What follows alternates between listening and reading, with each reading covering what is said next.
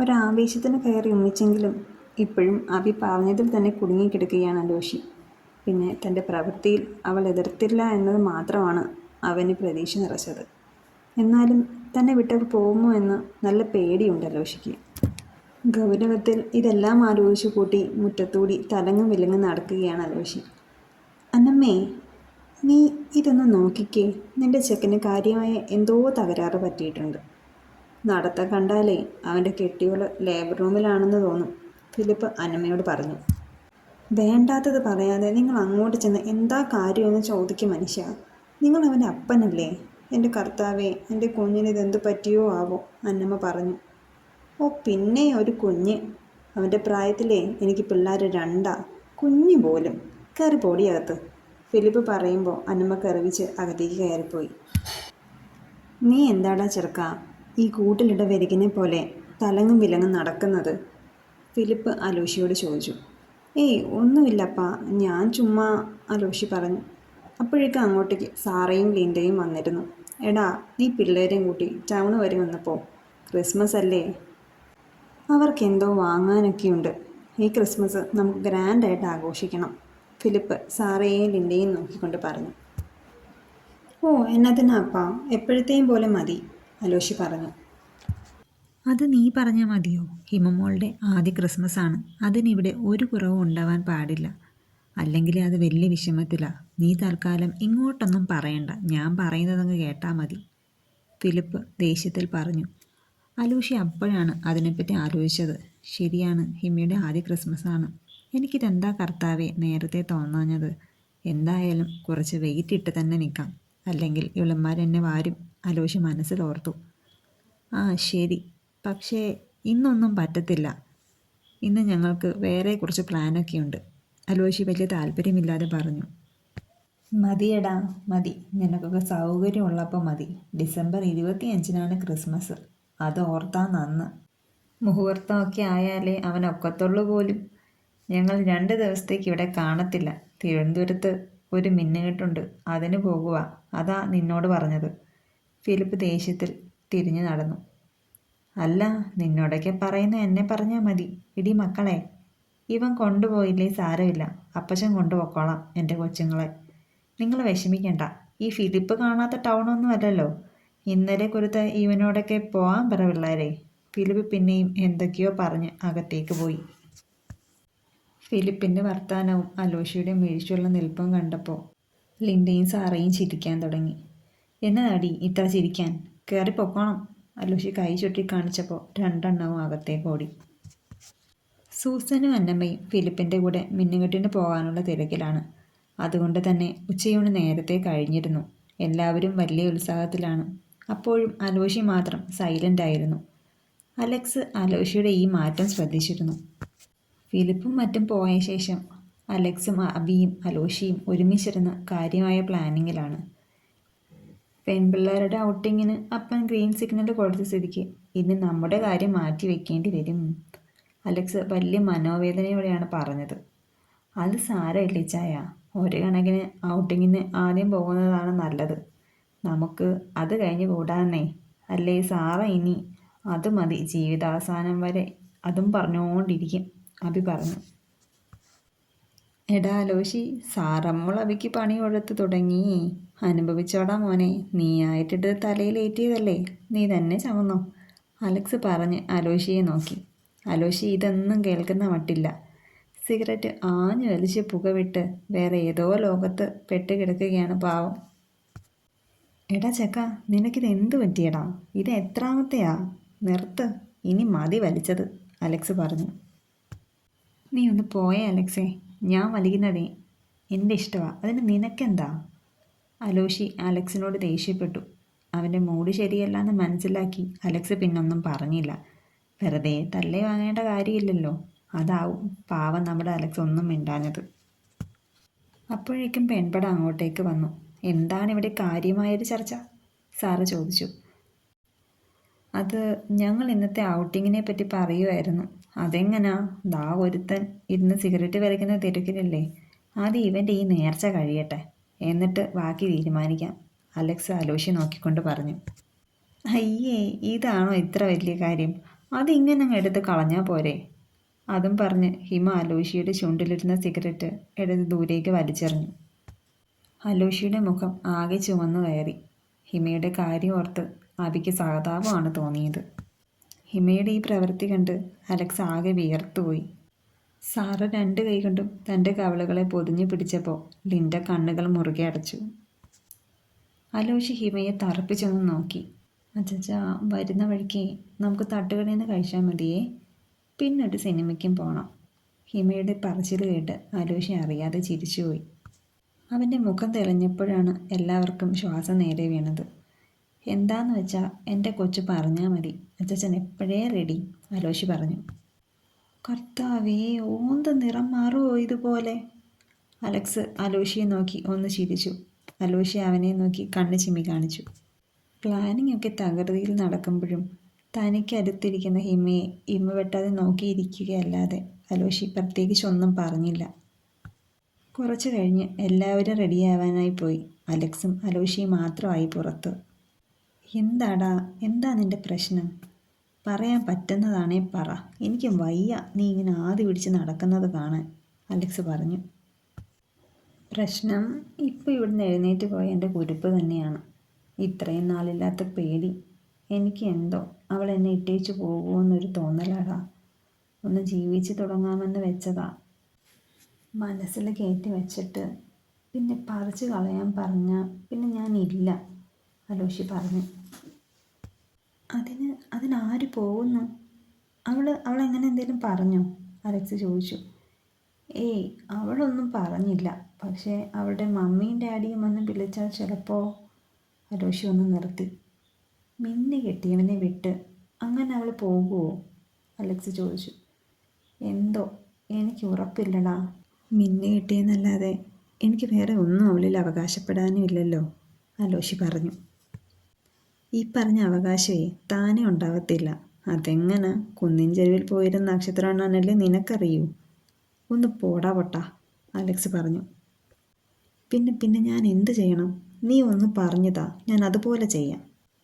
അലോഷിക്ക് ആകെ വിറഞ്ഞു കയറി. എന്തായാലും നീ ഇത്രയും പറഞ്ഞതല്ലേ, ഞാൻ പറഞ്ഞു തരാം എന്ത് ചെയ്യണമെന്ന്.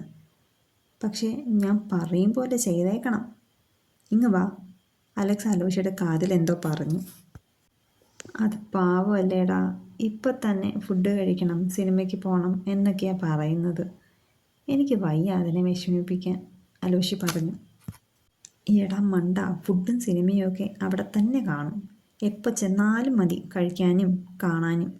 ഞാൻ പറയാനുള്ളത് പറഞ്ഞു, ഇനിയെല്ലാം നിൻ്റെ ഇഷ്ടം, അലക്സ് പറഞ്ഞു. അച്ചച്ചാ, ദാ ഇങ്ങ് വന്നേ, വേഗം റെഡിയായേ. എല്ലാവരും റെഡിയായി. അലക്സ് ചായ, വേഗം ചെന്ന് റെഡിയാവ്. ഇതിന് മാത്രം ഇതെന്തായി പറയാനുള്ളത്? ഹിമ ബാൽക്കണിയിൽ നിന്ന് വിളിച്ചു ചോദിച്ചു. അലോഷി അലക്സിനെ നോക്കി ചിരിച്ചിട്ട് റൂമിലേക്ക് പോയി. ഡോറ് തുറന്നപ്പോൾ തന്നെ കണ്ണാടിയുടെ മുന്നിൽ നിൽക്കുന്ന ഹിമയെയാണ് കണ്ടത്. ഒരു വൈറ്റ് ചുരിദാറും വൈറ്റ് സ്ട്രെയിറ്റ് കട്ട് പാൻറ്റും, മുടി മെസ്സി പോണിറ്റയിൽ കെട്ടി വെച്ചിട്ടുണ്ട്. ലൈറ്റായിട്ട് കണ്ണെഴുതി, ഒരു കുഞ്ഞി വൈറ്റ് സ്റ്റോണിൻ്റെ പൊട്ടും, കഴുത്തിൽ മിന്നുമാല മാറ്റി നേർത്ത ഒരു ചെയിനും കൂടെ ഒരു ലോക്കറ്റും. കണ്ടപ്പോഴേ അലോഷിയുടെ കൺട്രോൾ പോയി. വേഗം റെഡിയാ വച്ചാ, ദാ ഞാൻ വൈറ്റ് കുർത്ത എടുത്തു വെച്ചിട്ടുണ്ട്, അത് ഇട്ടാൽ മതിയേ, ഹിമ അലോഷിയോട് പറഞ്ഞു. എനിക്ക് വേണ്ട കൊച്ചേ ഈ വൈറ്റ് കുർത്തയൊക്കെ, ഞാൻ ഏതെങ്കിലും കളർ ഇട്ടേക്കാം, അലോഷി പറഞ്ഞു. വേണ്ട അച്ചാച്ചാ, ഞാൻ വൈറ്റ് അല്ലേ, അപ്പോൾ അച്ചാച്ചന് വൈറ്റ് തന്നെ ഇട്ടാൽ മതി പ്ലീസ്. വൈറ്റിന് എന്താ ഒരു കുഴപ്പം? എന്നെ ഒന്ന് നോക്കിക്കേ, എന്തെങ്കിലും കുഴപ്പമുണ്ടോ? ഹിമ ചോദിച്ചു. നിനക്കല്ല കൊച്ചേ, ഇതൊക്കെ കാണുമ്പോൾ എനിക്കാ കുഴപ്പം, അലോഷി മനസ്സിലോർത്തു. ഹിമ പിന്നെയും കണ്ണാടിയിൽ ചാഞ്ഞും ചെരിഞ്ഞ് നോക്കുകയാണ്. അലോഷി അവൾക്ക് അരികിലേക്ക് ചെന്നു. അവളെ പിന്നിലൂടെ കെട്ടിപ്പിടിച്ചു. അവളുടെ കഴുത്തിലേക്ക് മുഖം പൂഴ്ത്തി. ഹിമ ഒന്ന് ഉയർന്നു പൊങ്ങി. പോയി റെഡിയാവാ ചച്ചാ, എല്ലാവരും ഇപ്പം റെഡിയാവും. ഹിമയ്ക്കാകെ വെപ്രാളമായി. എന്ത് മണമാടി കൊച്ചേ നിനക്ക്? അലോഷി ചോദിച്ചു. അതോ, അത് ഈ പെർഫ്യൂമിൻ്റെയാ, വേണേ അച്ചാച്ചനും എടുത്തോ, ഹിമ പറഞ്ഞു. അച്ചാച്ചന് ആവശ്യമുള്ളത് അച്ചാച്ചൻ തന്നെ എടുത്തോളാം. അല്ല, നിൻ്റെ മിന്നെന്ത് ചെയ്തു? അലോഷി അവളുടെ കഴുത്തിലേക്ക് നോക്കിക്കൊണ്ട് ചോദിച്ചു. അത് വലിയ ചെയിനല്ലേ അച്ചാച്ചാ, അതിടുമ്പോൾ എനിക്ക് എന്തോ പോലെ. ഞാനും ഊരിവെച്ചു. ഇത് മതി, ഇതല്ലേ ഭംഗി. നോക്കിക്കേ, ഹിമ കണ്ണാടിയിലേക്ക് നോക്കിക്കൊണ്ട് ചോദിച്ചു. അലോഷി ഹിമയെ ആകെ ഒന്ന് നോക്കി. ശരിയാ, ഭംഗിയൊക്കെ ഉണ്ട്, പക്ഷേ ഈ ഹെയർ സ്റ്റൈൽ വേണ്ട. അവൻ കെട്ടിവെച്ചിരുന്ന അവളുടെ മുടി അഴിച്ചിട്ടു. കൈകൊണ്ട് ആകെ ഒന്ന് ഇളക്കി സൈഡിലേക്ക് വകഞ്ഞിട്ടു. ഇപ്പം നോക്കിക്കേ, ഇതല്ലേ ഭംഗി? അലോഷി ചോദിച്ചു.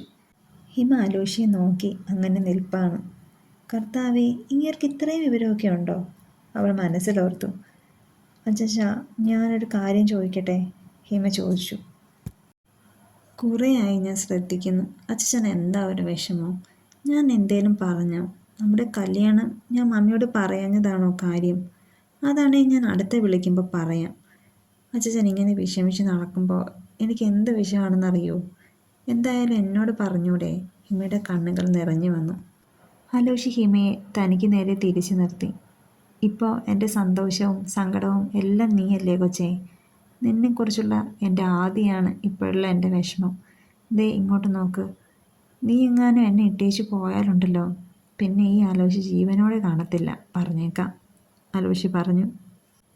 മറുപടി എന്നോണം ഹിമ അലോഷിയെ മുറുകെ കെട്ടിപ്പിടിച്ചു. ഞാൻ അങ്ങനെ ഇട്ടേച്ച് പോകുമോ? അച്ഛൻ എന്നെ അങ്ങനെയാണോ മനസ്സിലാക്കിയത്? പോകാനാണ് എനിക്ക് എന്നേ പോകായിരുന്നു. ശരിയാണ്, ഞാൻ ഒട്ടും ആഗ്രഹിച്ചതല്ല ഈ ബന്ധം. പക്ഷെ ഇപ്പോൾ എൻ്റെ ജീവനാണ്. ഇനി പോകേണ്ട അവസ്ഥ വന്നാലും അച്ഛൻ എന്നെ വിടാതിരുന്നാൽ മതി, പോരെ? ഹിമ കരഞ്ഞുകൊണ്ട് പറഞ്ഞു. അലോഷിക്കും ആ ഒരു ഉറപ്പ് മതിയായിരുന്നു. വേണ്ട, എൻ്റെ കൊച്ചെങ്ങും പോകണ്ട. നമുക്ക് നമ്മുടെ 5-8 പിള്ളേരൊക്കെ ആയി അടിച്ച് പൊളിച്ച് ഇവിടെ അങ്ങ് കൂടാവടി. നിന്നെ ഞാൻ ആർക്കും വിട്ടുകൊടുക്കത്തില്ല. അലോഷി അവളെ തന്നിലേക്ക് കൂടുതൽ ചേർത്ത് പിടിച്ചു. ഹിം പെട്ടെന്ന് അവനിൽ നിന്ന് അകന്നു മാറി. എന്തോന്നാ 5-8 പിള്ളേരോ? എനിക്ക് ഇത് മാത്രമല്ല പണി, അല്ലേ? ഒരു മര്യാദയൊക്കെ വേണ്ടേ? അച്ചാച്ചൻ, ഞാനൊരു മനുഷ്യ കുഞ്ഞാ. ഹിമ മുഖം കൂർപ്പിച്ചു. നീ ധൈര്യമായിട്ടിരിക്കേണ്ടി കേട്ടിയോളെ, അച്ചാച്ചനല്ലേ കൂടെ. നീ ഒന്ന് ഓർത്ത് നോക്കിക്കേ, എൻ്റെ പിള്ളേർ അപ്പാന്ന് വിളിച്ച് എൻ്റെ ചുറ്റും നടക്കുന്നത്. ആലോചിക്കുമ്പോൾ തന്നെ എന്താ ഒരു പവർ, അലോഷി പറഞ്ഞു. നീ ഒന്ന് എസ് പറഞ്ഞാൽ മാത്രം മതി, ബാക്കിയെല്ലാം ഞാൻ നോക്കിക്കോളാം. എന്താ എസ് പറയുന്നോ? അലോഷി അവളെ നോക്കി ചോദിച്ചു. ഹിമ അവൻ പറഞ്ഞതോർത്ത് മിഴിച്ചങ്ങനെ നിൽപ്പാണ്. അതൊക്കെ നമുക്ക് പിന്നെ ആലോചിക്കാം. ഇപ്പോൾ പാലകർ ആലോചിച്ചെന്ന് റെഡിയാവോ? അതും പറഞ്ഞ് അവൾ പുറത്തേക്ക് ഇറങ്ങാനൊരുങ്ങി. പെട്ടെന്നാണ് അലോഷി അവളുടെ കയ്യിൽ പിടിച്ചു നിർത്തിയത്. റെഡിയാവാനൊരു മൂഡില്ല, ഒന്ന് ആക്റ്റീവ് ആവാൻ എന്തേലും തന്നേച്ച് പോവച്ചേ, അലോഷി പറഞ്ഞു. ഞാൻ എന്ത് തരാൻ? ഹിമ നിന്ന് വിറച്ചു. ഇന്നലെ തന്നില്ലേ, അതുപോലെ എന്തേലും മതി. അതും പറഞ്ഞ് അവൻ അവളിലേക്ക് നടത്തു. അവൻ ഓരോ ചുവട് മുന്നോട്ട് വെക്കുമ്പോഴും അവളുടെ കാലുകൾ പിന്നോട്ട് ചലിച്ചുകൊണ്ടിരുന്നു. അവസാനം ചുമരിൽ ചെന്ന് തട്ടി നിന്നു ഹിമ. അപ്പോഴേക്കും അലോഷി അവൾക്കരികിൽ എത്തിയിരുന്നു. എന്താ കൊച്ചേ, നിനക്കെന്നെ പേടിയാണോ? അലോഷി ചോദിച്ചു. ഹിമ ഒന്നും മിണ്ടാതെ അവനെ തന്നെ നോക്കി നിൽപ്പാണ്. മുഖത്തേക്ക് വീണ് കിടക്കുന്ന മുടി വകഞ്ഞു മാറ്റി അവൻ അവളുടെ മുഖം തൻ്റെ കൈകളിൽ കോരിയെടുത്തു. നിന്നോട് മുടി അയച്ചിടാൻ പറഞ്ഞത് എന്തിനാണെന്ന് അറിയുമോ? അലോഷി ചോദിച്ചു. ഹിമ ഇല്ലെന്ന് തലയാട്ടി. അവൻ്റെ വിരലുകൾ പതിയെ കവളിൽ നിന്ന് അവളുടെ കഴുത്തിലേക്ക് ഇഴഞ്ഞു. ദാ ഈ കാക്കപ്പുള്ളി, ഇത് കാണുമ്പോൾ എൻ്റെ സകല കൺട്രോളും പോകും കൊച്ചേ. അത്രയും പറഞ്ഞ് അവൻ അവളുടെ കഴുത്തിടുക്കിലേക്ക് ചുണ്ടുകൾ ചേർത്തു. എതിർക്കാൻ അവൾക്ക് തോന്നിയില്ല. പകരം അവനിലേക്ക് അവളുടെ കൈകൾ മുറുകുകയാണ് ചെയ്തത്. ഒരു നിമിഷം അവനിൽ അവളും അടിമപ്പെട്ടു പോയിരുന്നു. കൊച്ചേ, ഞാൻ നിന്നെ വിശ്വസിക്കട്ടെ? എന്നെ പറ്റിക്കില്ലല്ലോ? അലോഷി ചോദിച്ചു. അവളില്ല എന്ന് മൂളുക മാത്രമാണ് ചെയ്തത്. പെട്ടെന്ന് അവൻ അവളിൽ നിന്ന് പിന്മാറി അവളെ അടിമുടി ഒന്ന് നോക്കി. അത് മതി, ഓരോറപ്പിന് ഇടയ്ക്കിടയ്ക്ക് ഇതുപോലെ എന്തെങ്കിലും തന്നാൽ മതി. അവൻ അവളെ ആകെ ഒന്ന് ചൂഴ്ന്നു നോക്കി, ഒന്ന് ചിരിച്ചു. പിന്നെ ഡ്രസ്സും എടുത്ത് വാഷ്റൂമിലേക്ക് കയറി. കുറച്ച് കിളികൾ ഒന്നിച്ച് പറന്നു പോയ അവസ്ഥയായിരുന്നു ഹിമയ്ക്ക്. കർത്താവേ, ഇപ്പോൾ ഇവിടെ എന്താ നടന്നത്? അവൾ തലയിൽ ശക്തിയായി ഒന്ന് തട്ടി. പിന്നെ ജഗിൽ നിന്ന് കുറച്ച് വെള്ളമെടുത്ത് കുടിച്ചു. അപ്പോഴേക്കും അലോഷി ഫ്രഷായി തിരികെ വന്നിരുന്നു. അവന് മുഖം കൊടുക്കാതെ പെട്ടെന്ന് അവൾ മുറിക്ക് പുറത്തേക്കിറങ്ങി. പാവത്തിൻ്റെ പാച്ചിൽ കണ്ട് അലോഷിക്ക് സത്യത്തിൽ ചിരിയാണ് വന്നത്. നേരെ പോയത് ലിൻഡയുടെ റൂമിലേക്കാണ്. ഇനി അവളെയും റെഡിയാക്കി വേണം കൊച്ചിന് പോകാൻ. ലിൻഡ റെഡിയാവുന്ന തിരക്കിലാണ്. കുറച്ചു നേരം തട്ടിയും മുട്ടിയൊക്കെ അവിടെ തന്നെ നിന്നു. അപ്പോഴേക്കും ലിൻഡയും റെഡിയായിരുന്നു. രണ്ടുപേരും താഴേക്കിറങ്ങി. അപ്പോഴാണ് താഴെ നിന്ന് അലക്സിൻ്റെ ഉറക്കെയുള്ള സംസാരം കേൾക്കുന്നത്. രണ്ടുപേരും വേഗം ധൃതിപ്പെട്ട് താഴേക്കിറങ്ങി. അപ്പോഴാണ് സോഫയിൽ തളർന്നു കിടക്കുന്ന അലോഷിയെ ഹിമ കണ്ടത്. ഹിമ എന്ത് ചെയ്യണമെന്നറിയാതെ ആകെ തരിച്ചങ്ങനെ നിന്നുപോയി.